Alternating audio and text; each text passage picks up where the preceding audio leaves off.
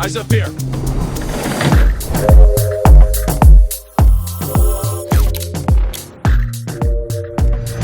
This video is sponsored by Dell.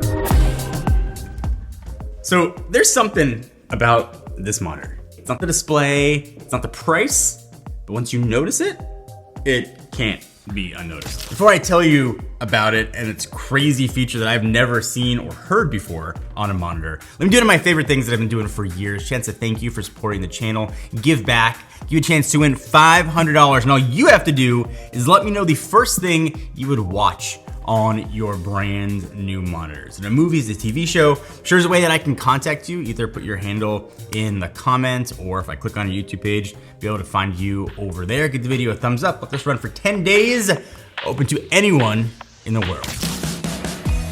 I've tested like a lot of monitors, and most of them, like honestly, feel like they're built for people who don't actually look at what's on the screen, like really look.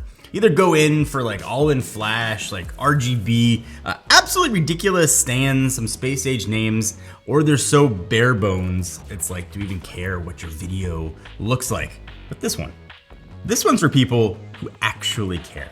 If you spend like hours editing color, reviewing footage, obsessing over a shadow detail, or just straight up want to enjoy a movie the way it was meant to look, meet the Dell 32 Plus QD-OLED, and it starts to make a lot of sense. It does not shout for attention. It just kind of sits there, chills, confident, and then hits you with the kind of image quality that you did not see coming. When you think you've got this thing figured out, the sound hits. Like surprisingly good sound from a monitor, but I'll get to that in a second. All right, so it is a 31.5 inch 4K OLED panel that absolutely nails the important things. So we're talking color, contrast, and clarity. It's got a clean, no nonsense look, no flashy lighting, no weird angles, just a really solid panel in a shell that looks like aluminum, although it's plastic, and honestly, I think that's fine. They put the money here where it matters, and that is in the display itself. And the first thing that you notice isn't like, wow, like look at this monitor. It's wow, like look at my content. And that's the shift here. It covers 99% of DCI P3 color space, supports Dolby Vision, and I think it hits that balance where HDR looks real and not overcooked. I didn't have to second guess color grades. I didn't have to take it to another monitor to check. I was able to actually trust what I saw, and that is really rare, especially at this price. And it's kind of display that makes you want to revisit your projects just to see how much better they look, sort of in this better light. Now, having said that, it's not perfect. QD OLED panels can sometimes give off a faint red tint in really dark blacks, especially you'll see it in bright environments, but it is minor. Now, honestly, if you're working in a more controlled space like most creatives do, you shouldn't really notice it.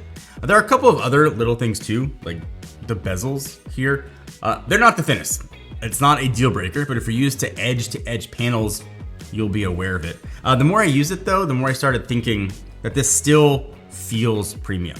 The screen, the sound, the overall experience, it all adds up. So when I looked up the price, that is what caught me off guard, and that is the frame to view this monitor. $849. This does not feel like a compromise. It feels like a monitor that was built to be great, and someone sort of forgot to price it like one.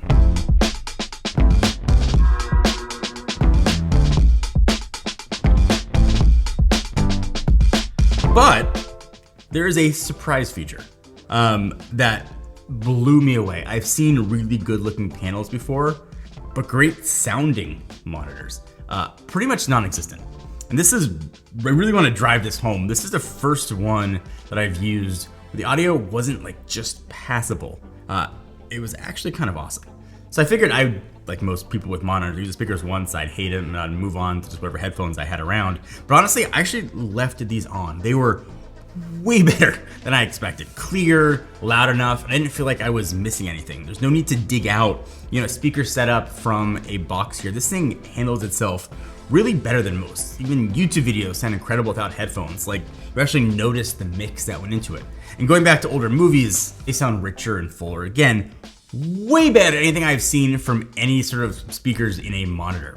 Inside of this thing are 5 watt speakers, which sounds absolutely overkill until you try them. So there's a spatial audio tech built in here that creates kind of like a 3D sound bubble around you. And I get that it sounds like a gimmick. I get that you're like, oh, it's sponsored, but this sounds absolutely incredible. It's even using head tracking to adjust the sound as you move your head. So it always feels like the audio is centered like right where it should be. Not like surround sound level, but easily the best sound I have ever heard from a monitor. So for editing, watching content, or just like not cluttering your desk with extra gear, it is beyond solid. And while we're on the subject of stuff that works, the port layout is actually really solid too. So you've got USB-C with charging, HDMI, the usual lineup. What I appreciated is this guy right here. Just pops down. It's a little flip down USB-C port on the front. I think it's one of those kind of quality of life things that makes your setup just feel smarter and easier, not kind of blindly reaching behind the monitor to find a cable or plug something in. The same thought also goes for the software. So Dell software is called Dell Display and Peripheral Manager. It's actually useful, lets you snap windows around, tweak your setup, automate things a bit. Like the monitor itself, it's not flashy, but does what you need without getting in your way. And that, I think, sums up the entire experience here.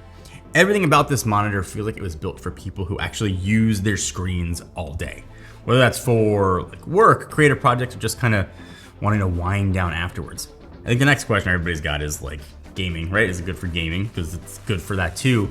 You've got 120 hertz FreeSync, really fast response time, all the specs you'd expect from something gamer approved. I did play through some Spider-Man and some Cyberpunk, and it felt great, smooth, sharp, and you'll like contrast.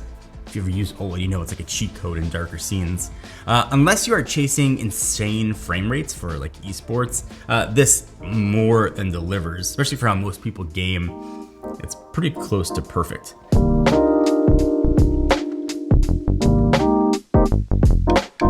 So this monitor, like, who's it for?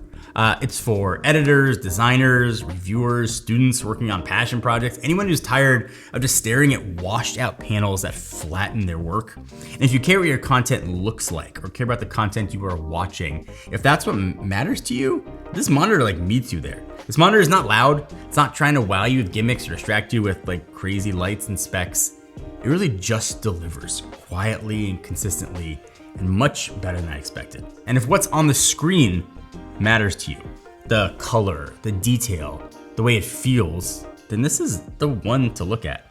Not everything has to be a flex. Sometimes the best tech needs to get out of your way and kind of let the work shine. So let me know, would this fit into your setup? Would you use this for work, gaming, or both? Drop in the comments. I kind of love to hear how you use it. And of course, if you want to learn more or pick one up for yourself, all the information will be down in the description.